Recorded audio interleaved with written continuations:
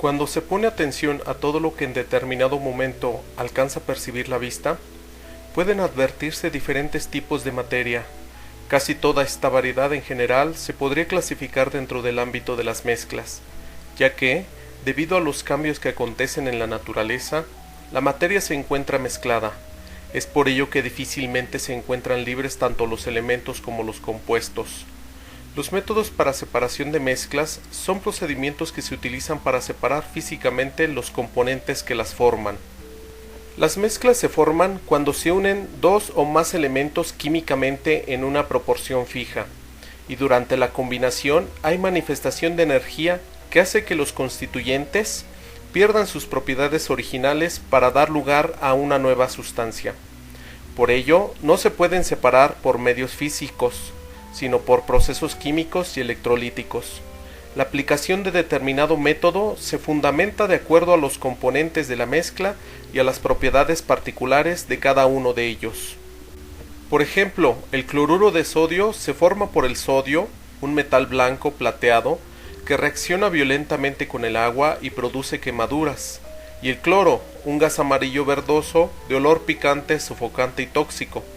En cambio, el compuesto que ambos forman, que es la sal común, es un sólido de color blanco, comestible, que no afecta a la salud, siempre y cuando se ingiera en cantidades pequeñas. Las propiedades físicas que se aplican para escoger un determinado método de separación son, por mencionar algunas, el punto de ebullición, la densidad, la solubilidad, el tamaño de partículas, sus propiedades magnéticas, etc. En el método llamado de decantación se aplica la propiedad de la densidad. Se pueden separar dos líquidos que no se disuelven entre sí, como el agua y el aceite, o un sólido que no es soluble en un líquido, como agua y grava, es decir, sirve para separar un líquido de un sólido o dos líquidos no miscibles, entendiendo que no se mezclan, como el aceite con el agua. Cuando se utiliza la decantación, la mezcla se deja en reposo, así la sustancia más pesada se va al fondo del recipiente y entonces empezamos a desalojar la sustancia más ligera simplemente vaciándola en otro recipiente. Si tenemos una mezcla de sólido y un líquido que no se disuelven, se deja reposar la mezcla y el sólido va al fondo del recipiente. Si se trata de dos líquidos, se coloca la mezcla en un embudo de decantación, se deja reposar y el líquido más denso queda en la parte inferior del embudo. Cuando aplicamos el método de filtración, se utiliza la propiedad del tamaño de partícula, utilizando para ello un material poroso o simplemente llamado filtro. Entonces, la filtración es el proceso de separación de sólidos en suspensión en un líquido mediante un medio poroso, que retiene los sólidos y permite el pasaje del líquido. Cuando se filtra una mezcla, el material poroso, malla o filtro, retiene lo que no deseamos que se pase, y el resto pasa por la misma para su utilización. Ejemplos: al preparar el café en una cafetera de filtro, las telas mosquiteras, los coladores caseros, etc.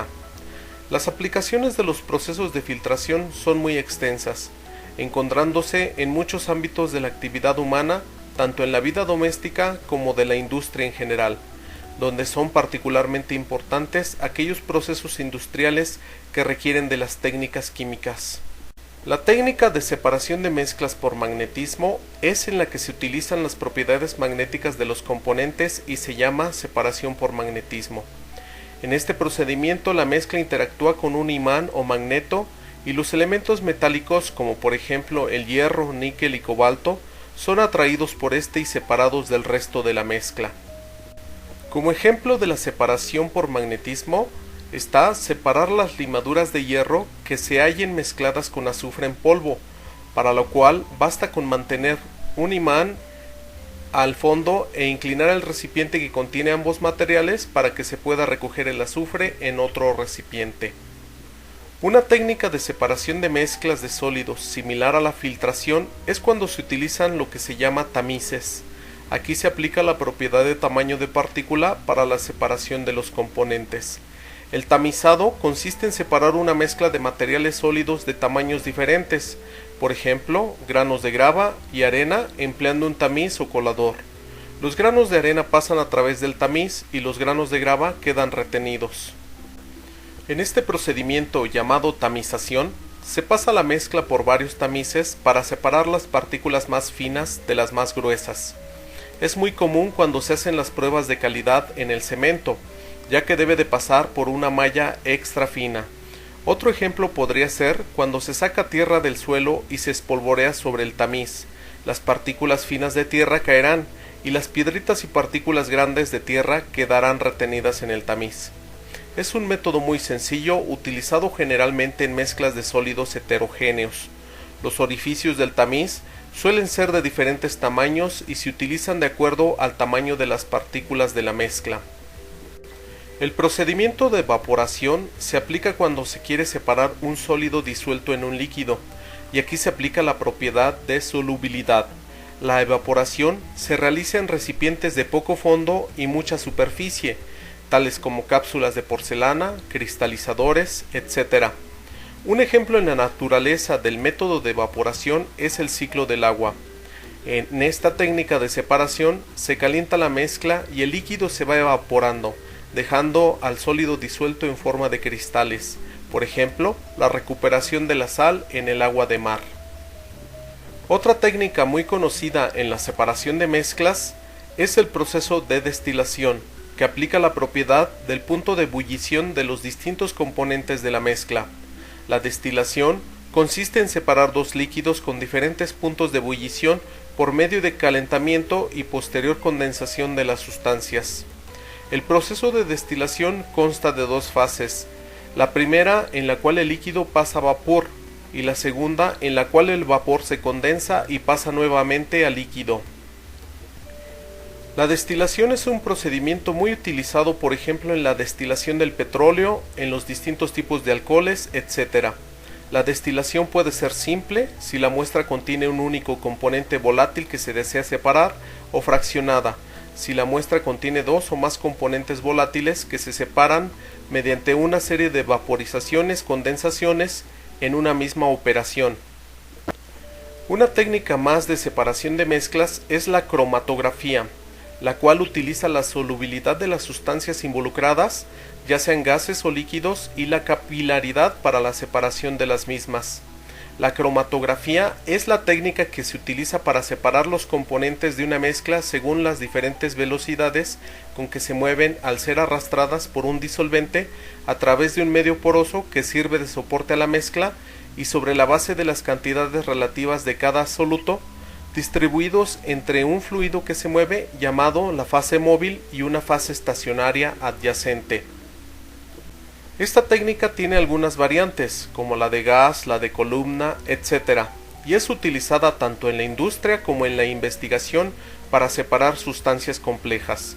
La cromatografía de columna consiste en colocar la sustancia absorbente en un tubo de vidrio, por cuyo extremo superior se adiciona la mezcla de las sustancias que se desean separar. Después se agrega un disolvente apropiado para disolver las sustancias en cuestión. Por ejemplo, la cromatografía de papel se utiliza para separar los componentes de mezclas como la salsa de tomate o pigmentos de plantas. Otra técnica más de separación de mezclas es la centrifugación, que utiliza la fuerza centrípeta y el peso de los componentes para la separación de las mismas.